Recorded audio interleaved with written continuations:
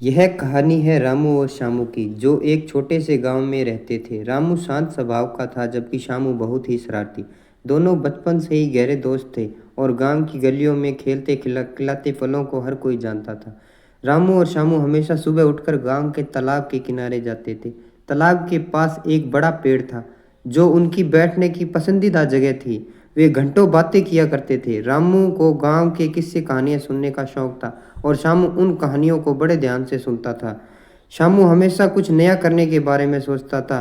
उसे अपने गांव के बाहर की दुनिया देखने की चाहत थी। उसने एक दिन रामू से कहा, क्यों ना हम अपने गांव से दूर कहीं नई जगह पर चलें।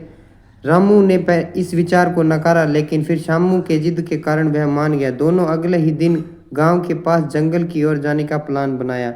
रास्ते में उन्हें तरह तरह की आवाज़ें सुनाई दी, जिससे रामू थोड़ा डर गया, लेकिन शामू ने उसे ढाढ़स बढ़ाया और कहा, हम साथ हैं, डरने की कोई बात नहीं। जंगल के अंदर उन्हें सुनसान जगह मिली, जहाँ पुराना खंडर था। शामू ने इसे देखकर तुरंत कहा, चलो थोड़ा आराम करते हैं।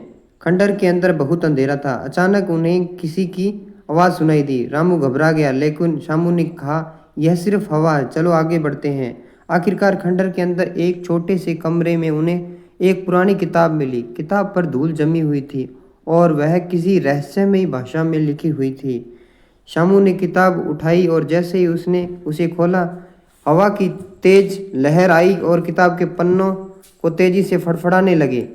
रामू घबरा कर किताब बंद कर दी।